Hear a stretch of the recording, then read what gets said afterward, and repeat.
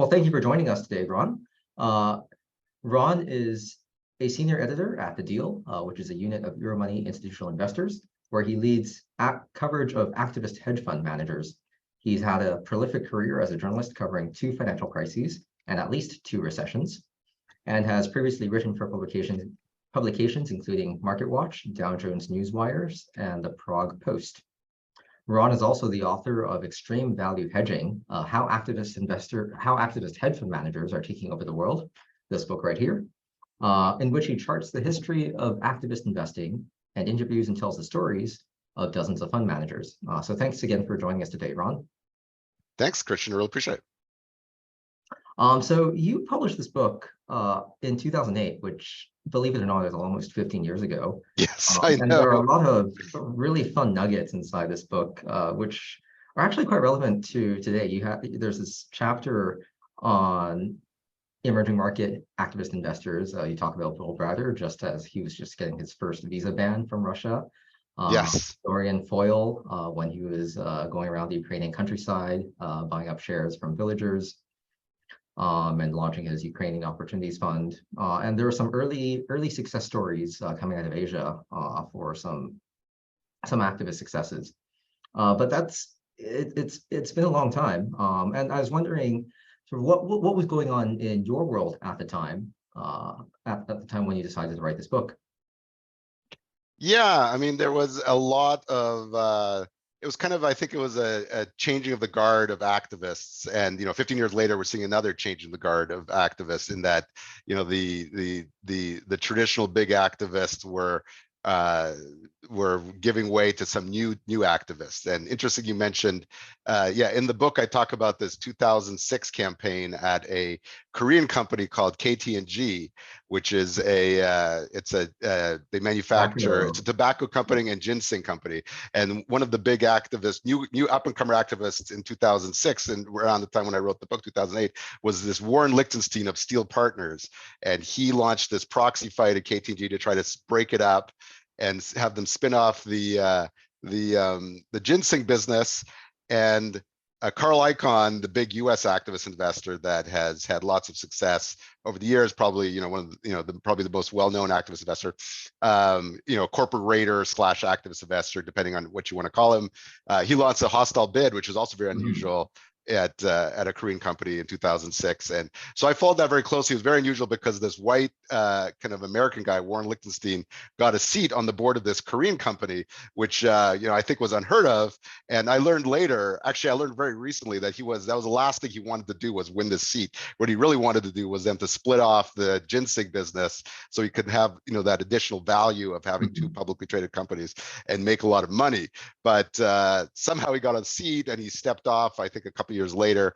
But now, flash forward to today, you have a Korean activist based in Singapore, this flashlight capital, launching almost a very similar campaign to the one that Warren Lichtenstein and Carl Icahn launched back in the day. So we're following that quite closely and see how that'll play out. So anyways, so I'm just saying that at the time there was a change of guard, and now Warren Lichtenstein is no longer really, I mean, he does a little bit of activism, but that's not really the traditional activism. Now there's a new generation of activists.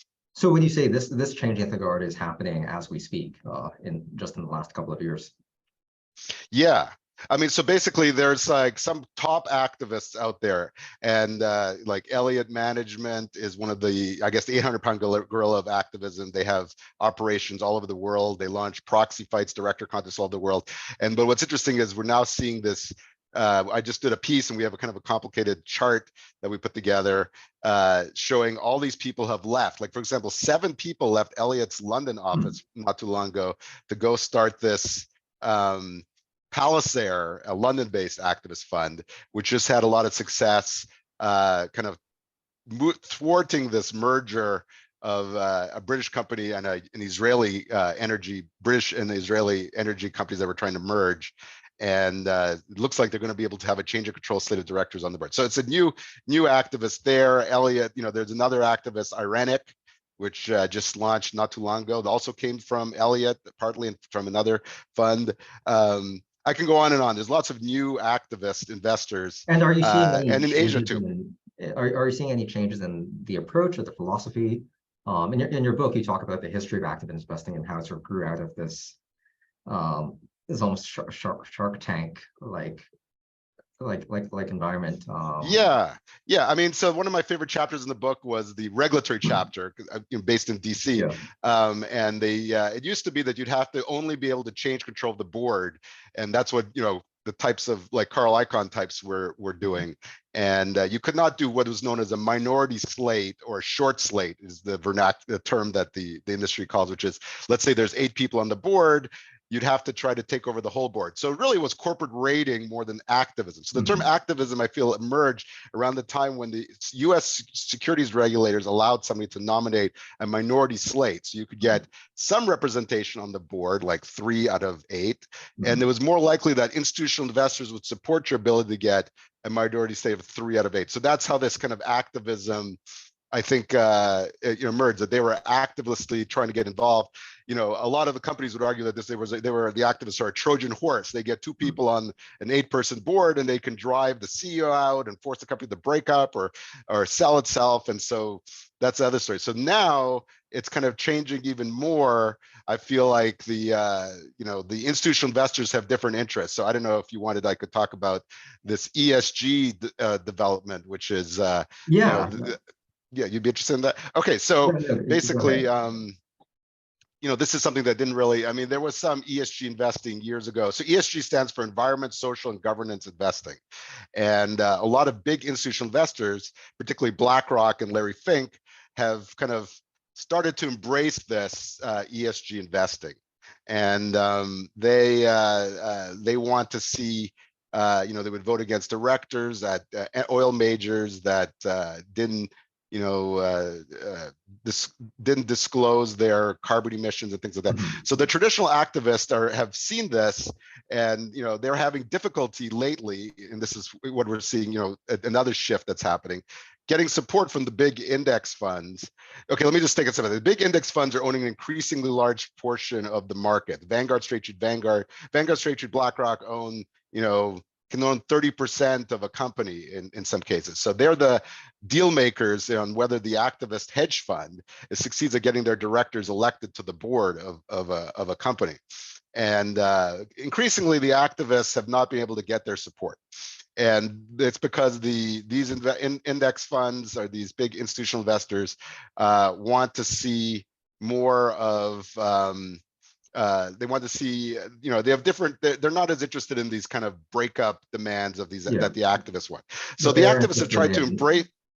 So they are interested in some governance issues, some social responsibility, some environmental issues. Yeah. So the hedge funds, go ahead. The interesting question I have about ESG is, it almost feels like it's a space that's almost perfectly suited for the activist approach. You have investors, especially large allocators, LPs, that are asking themselves questions of, should I wash my hands of so-called bad companies, or should I try to use my role as a shareholder to try to affect change? Which to me kind of sounds very similar to the activist approach, the original activist approach of taking an underpriced, underappreciated company and trying to activate that value. James, yeah, about that.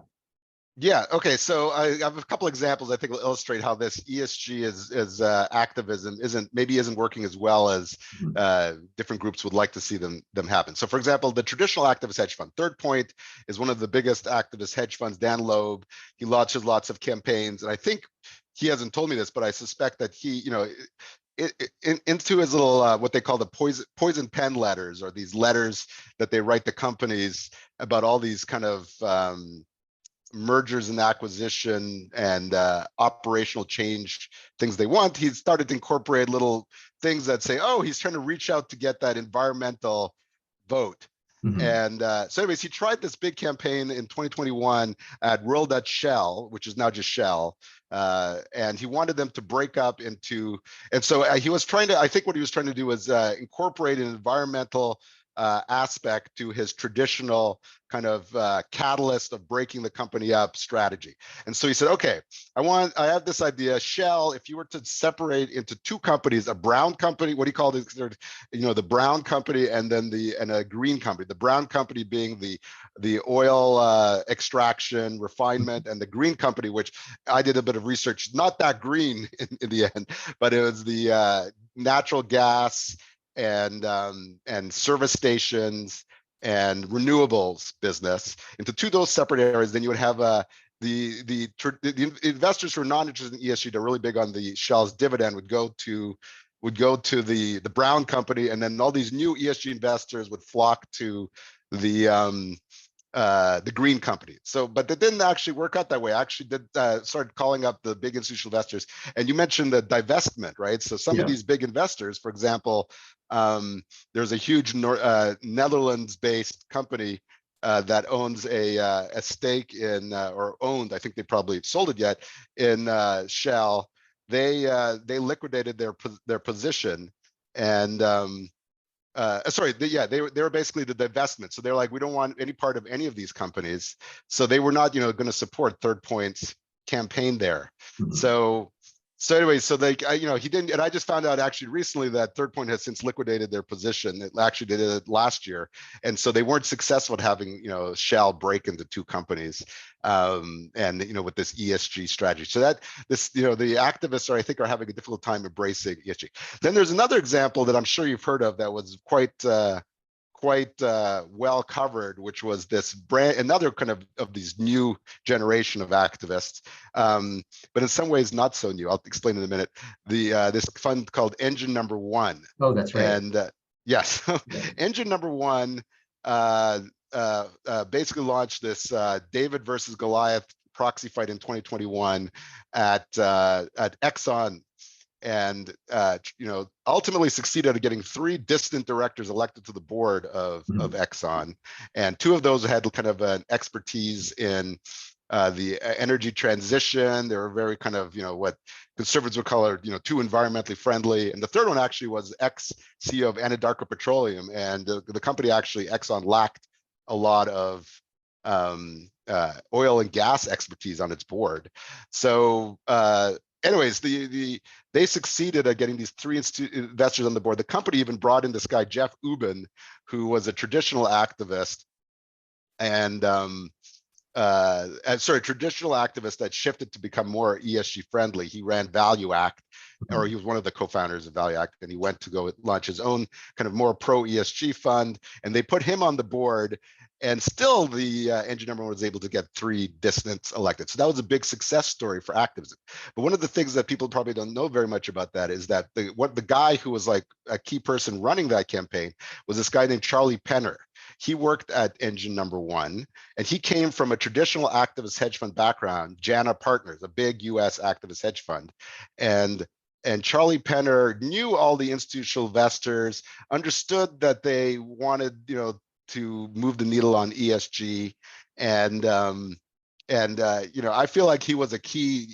Nobody's admitted to me this definitively, but just following it, he was a key element in Engine Number One, which had 0.02%, by the way, of Exxon shares, very tiny amount itself, in their big success. And he left Engine Number One, and it's interesting because they were like having talks with Chevron, and then nothing ever came of that after he left. So I'm wondering whether Engine Number One will launch a big proxy fight with an environmental theme to it, now that they don't have Charlie Penner, because he was the one that really was the expert in that. So difficult there. And then there's one more ESG thing I wanted to just throw in there, is the anti-ESG movement has emerged. And in many ways, the anti-ESG movement was born on criticism of this big win, that this Engine Number One got 3 directors on the board of Exxon. And so you have this kind of Strive Asset Management, this tiny fund that's in ETF, embracing this, that they have wrote a letter to Chevron, for example, saying you should focus on oil extraction and not renewable resources or things, these other things. And they're getting a lot of these investors to go to their fund because they they're not happy about the ESG movement, and we're seeing these big pension funds leaving the BlackRock and from conservative U.S. states and embracing this anti-ESG movement. I mean, it's, every day you see a headline about, this fund with $500 million, pension fund from some conservative US state, removing $500 million or $1 billion. But if you look at from BlackRock, but if you look at BlackRock as a $10 trillion fund, so these funds that are leaving BlackRock, it's it's a rounding error what BlackRock has lost, but still, it's interesting. Where are these going to? Maybe they're going to these anti-ESG funds. And to sum up, basically, there's anti-ESG, the pro-ESG movement isn't doing very well. The activist hedge funds haven't had much success with ESG. So I'm not sure there. And so there's one positive thing that's coming up, which is this thing called a universal proxy card, which is it's kind of wonky, but it makes it basically cheaper and easier to nominate a director at a US election.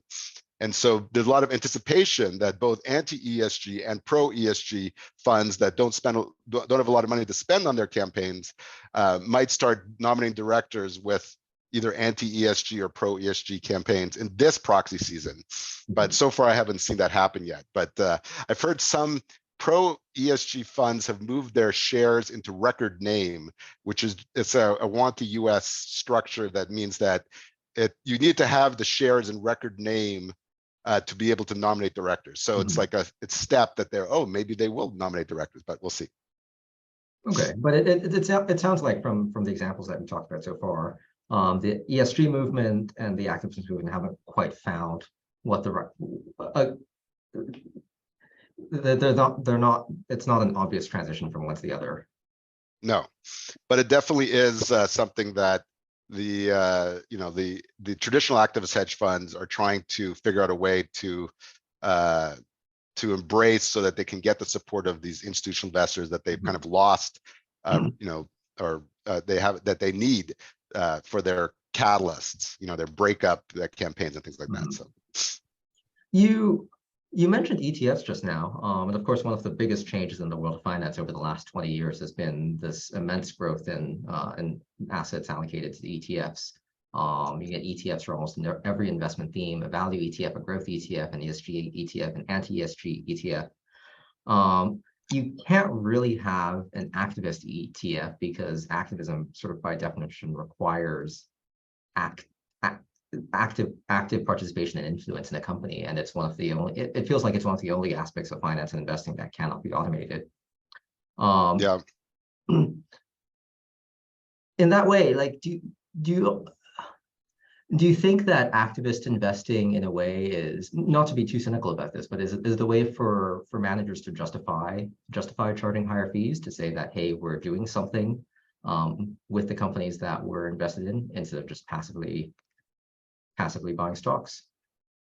Yeah, so it's interesting. I was just reading an activist manager that had an unusually strong 2022 year send a letter to his investors, and he said that in the third quarter of this year, so that he's going to be raising the fees to they basically break down the fees into 2%. He's going to be charging 2% management fee and 20% incentive fee. The management fee basically you automatically get, and 20% is if the investments do well. And so it is. I mean, all hedge funds typically have these kind of structures, but I would argue that there's a lot of costs associated with activist investing that aren't even associated with active managers. So you got I feel like you have these three different categories: the passive investors, which are like the index funds; the active managers, the T. Rowe Prices, and where they actually have managers that do a lot of stock picking; and then you have the activist managers.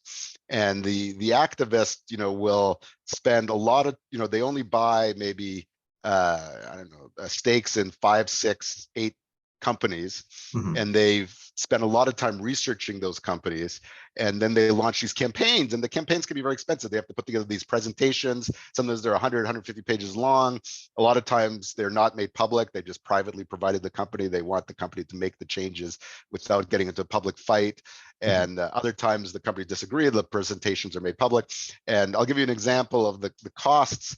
of an activist campaign. For Trian Fund Management is probably one of the most aggressive activist funds in large caps, and they had a very popular campaign in 2017, 2018, where they succeeded getting their co-founder Nelson Peltz on the board of Procter and Gamble. And it was a huge fight, very expensive. And now Trian Nelson Peltz is trying to get on the board of Disney.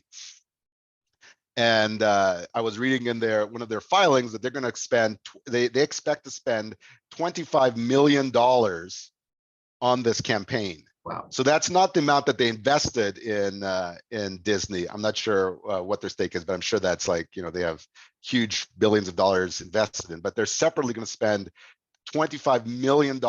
And that's basically, you have to hire lawyers, you have to hire something called a proxy solicitor, or maybe 2 proxy solicitors to talk to the investors and get them to support your side. You maybe have to hire bankers. There's so much cost associated with a real activist campaign. So they, those fees are high, partly because there's a huge sunk cost for the activist manager. And a couple other things I would note: there's a few activists that actually don't have limited partner investors. So, and they do a lot of proxy fights. Like Carl Icahn, doesn't have limited partner investors, but he continues to do proxy fights, hostile bids, and things like that. And there's an activist called Blackwell's, who's independently wealthy and launches campaigns on their own. So yeah, I mean, the fees are high. The other thing that people have to think about when they're dealing with an activist investor is the activist campaigns. There's this perception that activists are very short term, right? That they want to get in, force the company to break up and then leave, and or do a big stock buyback and then leave. But a lot of activists, their campaigns are long term, and they lock their investors up for a long time, 3 or 5 years sometimes. They have a special fund even just for a particular campaign. You want to invest in this campaign, you have to lock your funds up with the activist for 3 to 5 years, because that's how long it's going to take for the activist to restructure essentially the company in the way that the activist wants to see, so that the funds are there. So it's a long so that's another thing. In addition to the fees, you may have to be stuck in that investment. And it's funny, there's this one investment, this one activist, Engage Capital, did that it was looking horrible for years, and then at the last, it's like a 5-year, I think it was a long lockup, and then the company was sold at the end, and it was a profitable investment for its investors, I think. But it's a lot of stress, I think, for the investors as they look at, those targets sometimes have difficult times for a while, and sometimes it doesn't succeed for the activists. So anyway, so that's a long answer, winding answer to your fee question. No. That raises a lot of other interesting topics that we could go down. I guess on the topic of lockups and time frames, you hear. I guess that's the norm in financial journalism and business school case studies, but we always hear about the spectacular successes and the spectacular failures. How much, like, how often are there sort of the mundane successes and mundane failures, when things don't go exactly like how you want them to go, or things don't go completely wrong, and you're left with not much happening in as a result of an activist campaign? Yeah. So yeah, just one more point. One point about the lockups I wanted to mention is that the institutional investors often like the activists that have a lockup, because they feel like they're aligned with them, that they will have their long. Some of these institutional investors, like index funds, are stuck in the fund, stuck in the company, like the shares. It's in the index, they can't leave, and so they can't liquidate their position like an activist does. So they like to see when the activist has a 5-year lockup for its own investors, because then maybe they'll support that activist. There's one activist fund called Mantle Ridge, which that came, Paul Hilal came out of Pershing Square, so another new generation activist coming from the former large activist investment fund, and so he has these long lockups, and a lot of times the institutional investors support their candidates in a proxy fight, let's say, because it's they know that that activist is going to be in the investment for a long time. And they did a big success recently at Dollar Tree, the discount retailer. But yeah, in terms of like the activists and how often do they get stuck with something where there's they didn't get the goal that they were trying to accomplish. It's a question of how do you convince if you don't have a big win recently, how do you convince the companies to agree to putting your directors on the board? That's activists often want. That's their biggest goal, is to get directors on the board that will drive the kind of change that they want to see happen. And it's tough for them. So anyways, go ahead. Do you have a sense for how common failures or successes that are less successful than the original objective are? Yeah, it's interesting. Sometimes you win the, what is the expression? You win the battle but lose the war. Yeah. Other times you lose the battle, win the war. So yeah, I think you're like, I guess there are a number of different ways in which that can look like. You can succeed in getting your directors appointed, but not create the change that you want to see, or create the change but not have the market respond in the way that you expect. Right. No, exactly. I mean, that's the Warren Lichtenstein example from 2006. He got on the board of KT&G, but they didn't do. He was one guy on, I think, a huge board, and they didn't do the spinoff that he wanted to see happen. So, and a lot of times, when this company's shares are not doing well, then the investors are frustrated. They will vote the activists on the board. This is a minority slate, like I was talking about before, and they for whatever reason, they're not able to drive the change they want. See, a lot of times activists will launch a proxy fight or threaten a proxy fight. The companies will respond by replacing some of their directors. A lot of times the activists will target companies that have these boards that are the directors have been there for a very long time. They are there's all these kind of relationships that if you dig a bit, you can find between the CEO and the directors that suggest that they're not really independent. It's kind of a clubby atmosphere. The directors don't have the skill set. Let's say cybersecurity is an important skill set now for board, at least have somebody on the board with that. These directors have been there 20 years. They don't have that. They don't have the skill set to really oversee the company and the CEO. And so the activists will identify, they have this screener where they look at, this company is a conglomerate, and the value is not there, is not shown in the shares, and their boards are all over tenured. They're all overboarded. The directors are on too many other boards. Let's target them. Okay. Yeah, I mean, I know a lot of your coverage is focused on the U.S. Out in Asia, companies are run differently, companies are held differently, and markets are run differently. One could argue that activism isn't happening in the parts of the world or the parts of the industry where it really is needed in terms of affecting positive governance changes.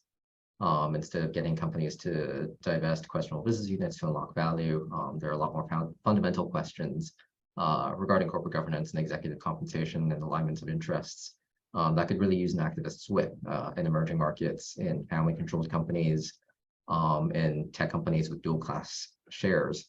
Are those, but then sort of structurally, those are also areas that are difficult for the traditional activists to have an effective role. What are your thoughts on that? Yeah, so the Asian markets have been, the U.S. or Western activists have long, they want to diversify, so that's one reason to go to Asia. And another reason is they use their kind of Western mindset, of the way activism works in the U.S. and the way companies they feel should be valued in the U.S. And they try to push that strategy. Pardon me? Apply that lens to companies, right? Many of which are right, exactly. And it doesn't work out more often than it doesn't work out for them more often than not. Like, for example, they will look at a Japanese company that has insider control, that it owns a lot of real estate that's hidden. Like KTNG is a good example with this flashlight campaign right now. The activist, feels that it's a conglomerate and it has this hidden value that's not reflected in the share price. And that's a lot of Asian companies are like that, but they also are kind of insider controlled companies, or they have these cross holdings, where they own some of these companies own big stakes, minority stakes, and lots of other unrelated companies. And the activist is like, you as a CEO are supposed to be running the operations of this company, and yet you have all this unrelated real estate, and you have that's not reflected in the stock price. You own these shares in all these other companies, not reflected in the stock price. And we want you to break up or sell the real estate, or sell those stakes in those companies, those minority stakes that you own in other companies that are unrelated to the main operating business. And really, then you'll see your worth will be reflected in whether you're managing the core operating business well or not. And I feel like a lot of activists has been kind of banging their head against the tree or wall, whatever.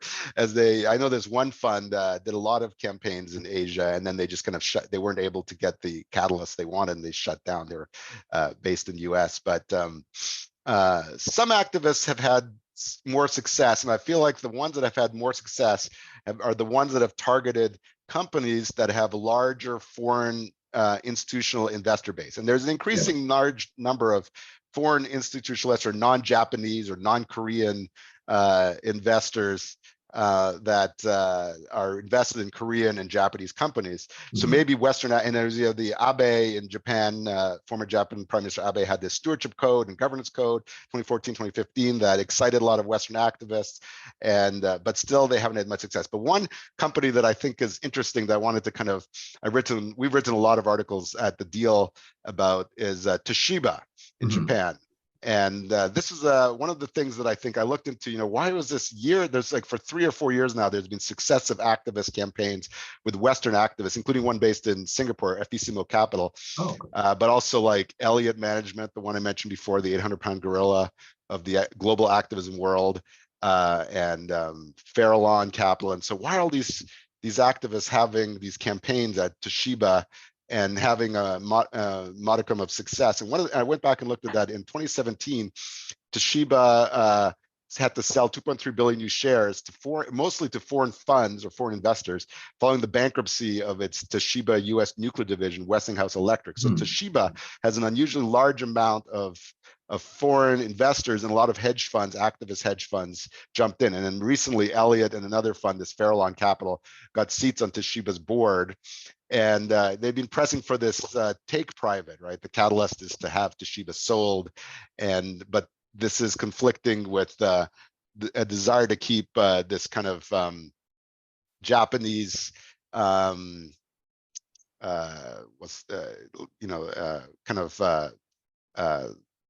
important Japanese brand owned in Japan. And so the take private it seems to be, a lot of reports I read, it's going to be this Japan Industrial Partners buying it. But there's been some issues lately with that. But anyways, the point I'm making is that the activists have the most success at companies where in Asia, where there's a large foreign investor base. You choose, like you can't go after every company that has large cash holdings, is undervalued, that has unrelated holdings. It has to be companies that are easy to advocate for Change Act.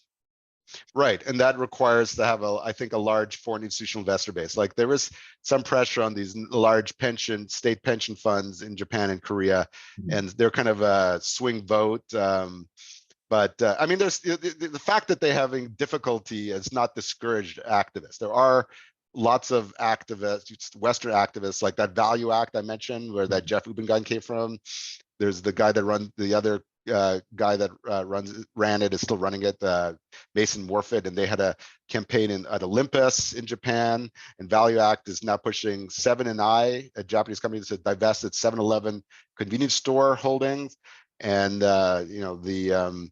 there's the KT&G example is back in the spotlight. Elliott launched these campaigns with a mixed level of success at Samsung and another big company in Korea.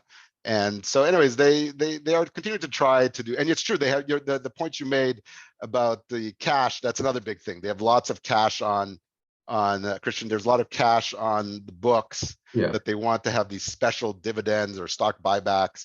And I think there's this attitude in Asia that you need to have the cash for a rainy day, whereas in the US there's more of an expectation that you either use it or lose it kind of thing. You have to reinvest that cash to acquire companies or do stock buybacks or do something with it.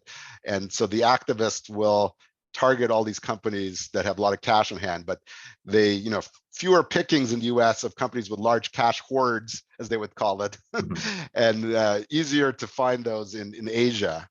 And if you really need the cash, you at least until last year, you can just borrow it for next to nothing. Right, exactly. Yes, raise the debt, raise the leverage and so you could do more stock buybacks with the cash. So yeah, that's a kind of a US, I think, attitude about cash and stock buybacks that is different than in Asia. What would you have to see for activist investors to have more success in Asia or other parts of the world where they haven't traditionally had much success? Is it how much of it is a regulatory question? How much of it is a cultural question? And how much of it is the shareholding question? Yeah, there was a series of changes in Japan regulation not too long ago that seemed to make it more difficult for foreign activists to launch campaigns at certain Japanese companies that were considered these kind of national favorites. That's what I was thinking of, or it's like a national security issue. So it's a kind of a cultural regulatory issue. It seems like those countries are kind of struggling. On the one hand, they want better corporate governance, and better corporate governance meaning more independent boards and subcommittees of directors like in the US, which is essentially required. And but on the other hand, they don't want the foreign investors to force the sale of those companies to foreign buyers. So it's kind of a struggle, I think, for a lot of these countries. Yeah. And I guess the US is kind of unique because there are a lot of activists there, but ultimately it's most of the funds are American at the end of the day. So there's less of that the national security part is less front of mind. Yeah, no, that's an interesting point. The one thing about regulation in the US that I think is interesting is antitrust, which is so many times US activists will try to force deals that ultimately are rejected by the antitrust regulators in the US, the Justice Department and the Federal Trade Commission. And I was just kind of, there's this couple activists that Salesforce, this big, huge 155 billion market cap US company, software company. And I'm trying to figure out what they want. And one of them, the presentation where they argued that the company should do more stock buybacks with its cash or do more acquisitions. And I was thinking, the US antitrust regulators don't want these big US tech companies to do more acquisitions. They're upset about some of the big ones like Facebook buying Instagram and I know that Salesforce owns Slack, for example. So I'm going to look into whether, if one of the reasons they're not doing those acquisitions is because of the antitrust code. But yeah, in terms of foreign investors in the US, it's true. There's some, I remember I was writing about a UK activist targeting a Canadian company. It's true. There's not a lot of foreign activists targeting US companies. I think that reason is because there's already a surplus of US activists targeting US companies. And And I don't think, yeah. So that's well, it's interesting. There's this trend of U.S. activists starting to buy companies. Elliott Management is a classic example. They partner with these.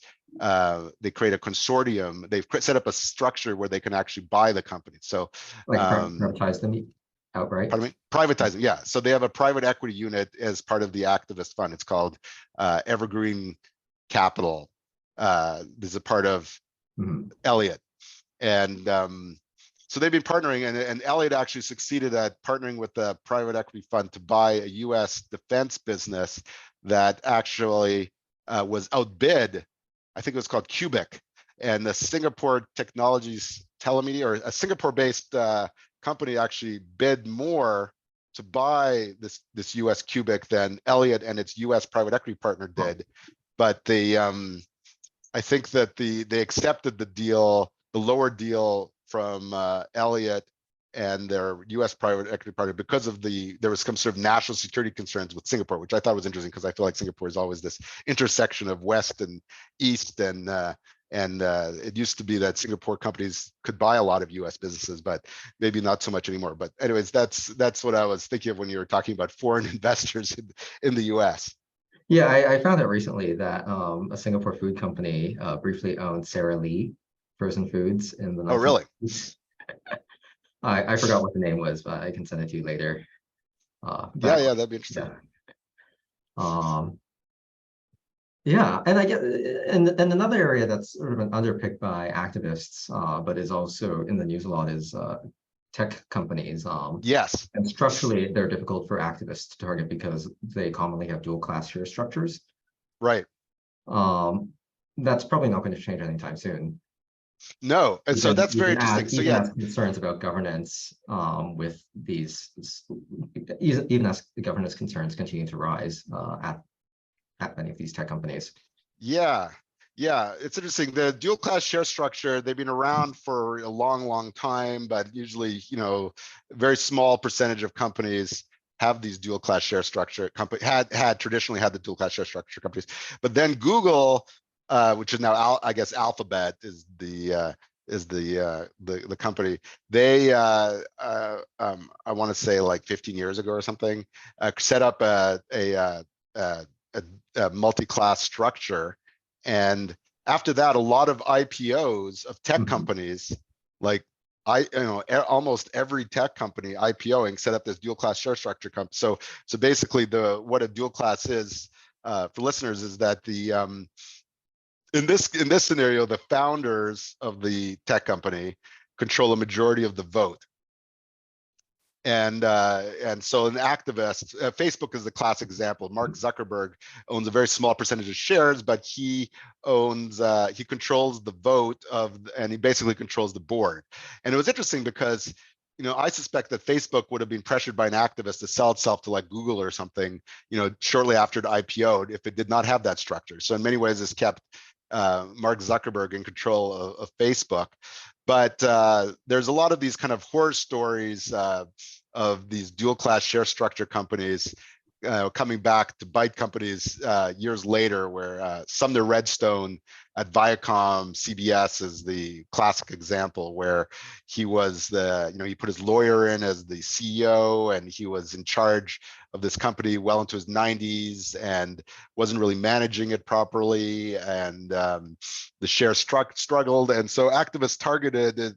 But anyways, the point I guess I'm making is that seems to be kind of a middle road for these dual class share structure companies that is being embraced to some extent, which is what the institutional investors want, which is that you could set up a dual class share structure, giving the founder control of the vote, but you should have it sunset after a period of time. So for example, after 7 years or 10 years, the structure collapses into one share, one vote, and then basically then an activist could target it and try to get directors on the board. And we're finding that in some cases the founder CEO dies, and then it collapses into a one share, one vote structure.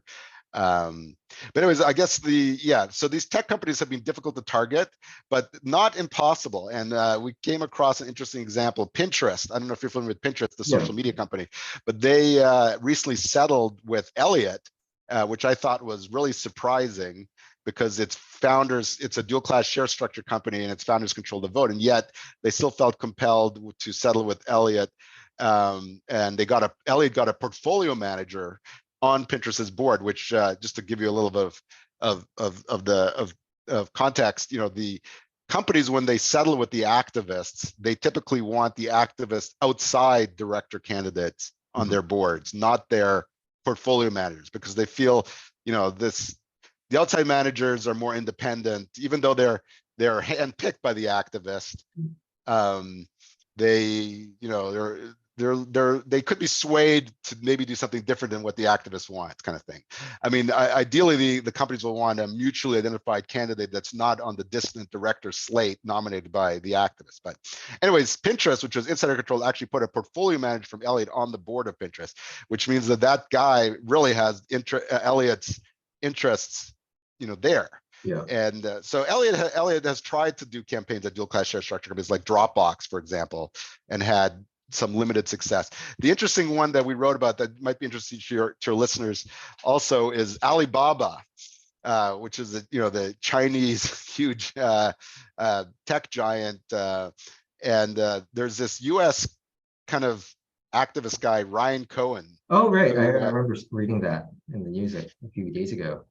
Yeah, it's very interesting. So just a little bit of backstory on Ryan Cohen. He sold Chewy.com, which was a website designed for selling dog food, food for pets, to private equity for $3 billion. And then he decided to get into activist investing, and he launched a campaign at GameStop, and GameStop became this meme stock investing kind of phenomena, right? With the on Reddit, all these investors, retail investors jumped in and the stock skyrocketed. And this all happened after Ryan Cohen settled with GameStop to get directors on the board. And so the whole activist investor community started this question, our retail, should we be paying more attention to retail investors? Usually it's the institutional investors who control the vote. And then Ryan Cohen then went to Bed Bath & Beyond and quickly got a settlement there. And we're like, okay, this is a new Ryan Cohen is an activist investor now, I guess. But then he basically settled with Bed Bath & Beyond, got directors on the board, had them set up a strategic review committee for their Bye Bye Baby, which is another retail unit owned by Bed Bath & Beyond. A big retail unit owned by Bed Bath & Beyond for infants and child product. And was hoping to sell it. And then soon after that, I guess he liquidated his position after he filed this called an amended 13D filing that all these retail investors interpreted as him, buying a bunch of stock options, which in fact he had bought those before. The stock went up temporarily. He liquidated his position. And then the stock came crashing down, and now Bed Bath & Beyond have bankruptcy warnings that they might enter bankruptcy. And so I'm wondering if he has the support of the retail investors is after that whole Bed Bath & Beyond situation. Then he jumps into Alibaba. There's an article in the Wall Street Journal, and I did a piece where I talked to a professor at Harvard University who had studied Alibaba. And that's another one of these kind of insider controlled companies. It's a little bit different. It's a very unusual structure.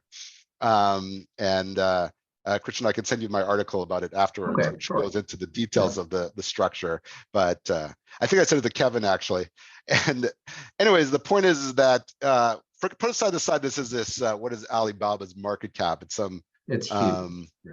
That it would be like the 315 billion market cap US dollars. Putting that aside, let's, for him to launch a proxy fight, he essentially would not be able to win at Alibaba.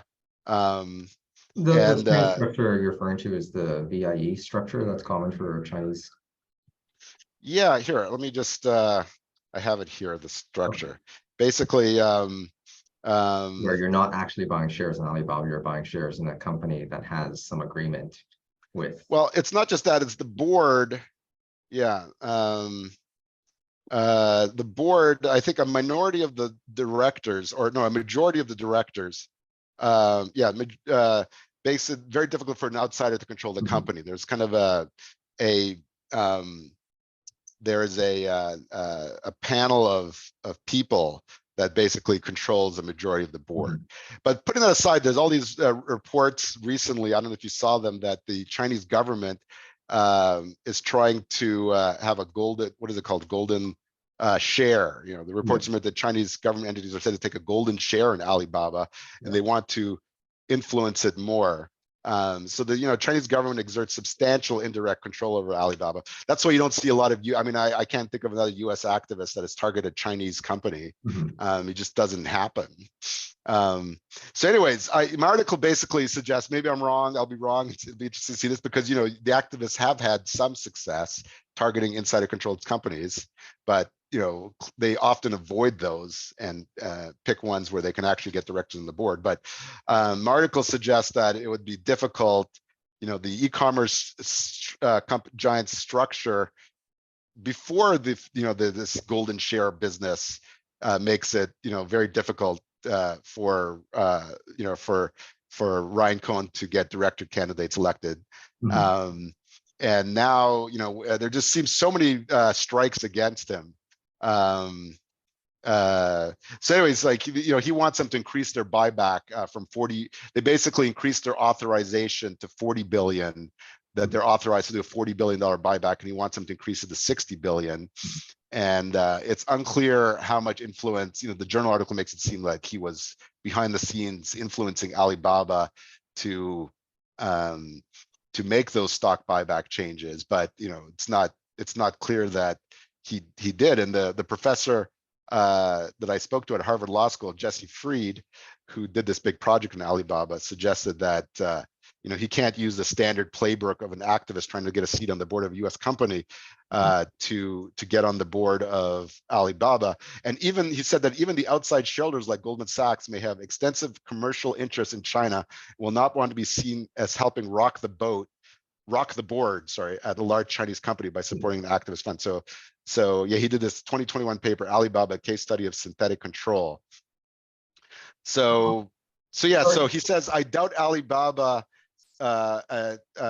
Alibaba's mostly non-American directors care much what Ryan Cohen or the US media, the extent it's paying attention, thinks about them. They likely have the support of Alibaba partnerships, SoftBank, yes, SoftBank's a big shareholder, and Chinese insiders owning shares and friendly outside shareholders, was what he suggested to me. So I don't know. I would be surprised if like Ryan Cohen launched a proxy fight at Alibaba, try to get himself on the board, if they don't increase their stock buyback authorization to 60 billion. And by the way, an authorization doesn't necessarily mean that they'll actually buy back shares. Just they're authorized to buy back shares. So, yeah.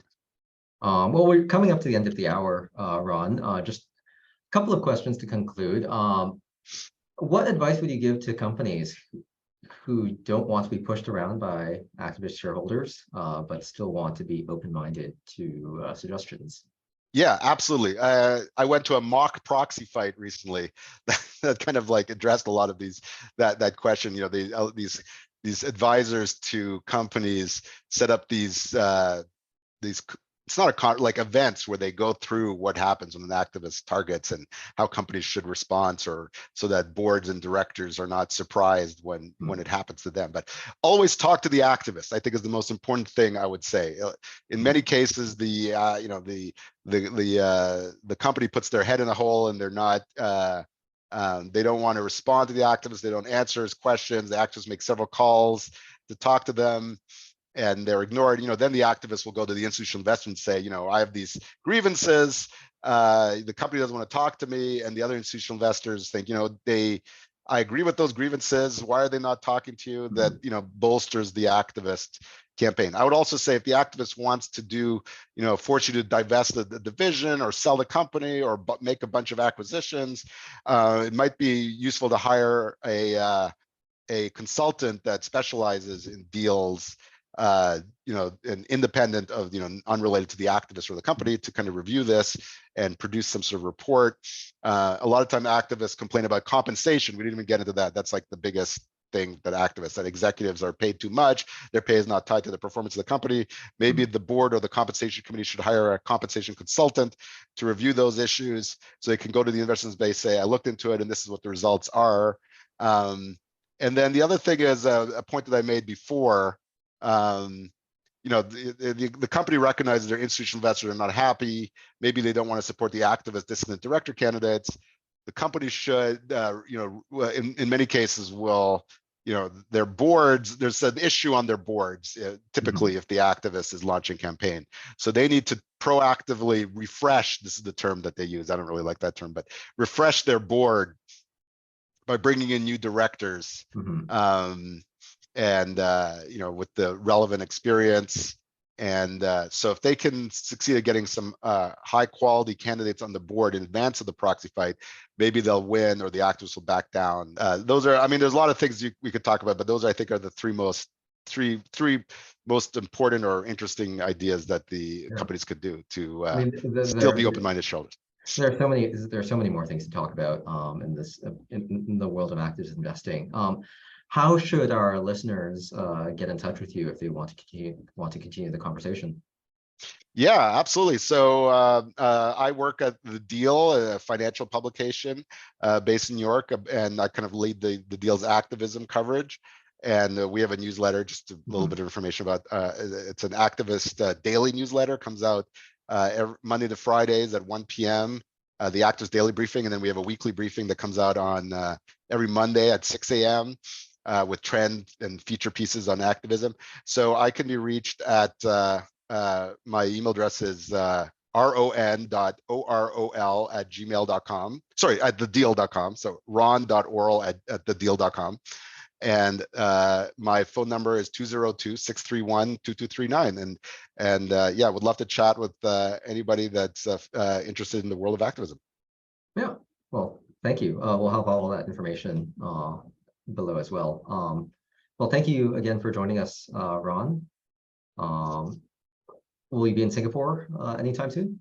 No, but my wife was saying, I was telling her that I was speaking to somebody.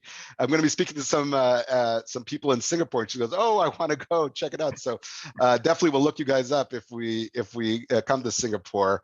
And I know some activist hedge funds in Singapore, so maybe I could make it into a business trip. That would be great. We'll have a wonderful rest of your day.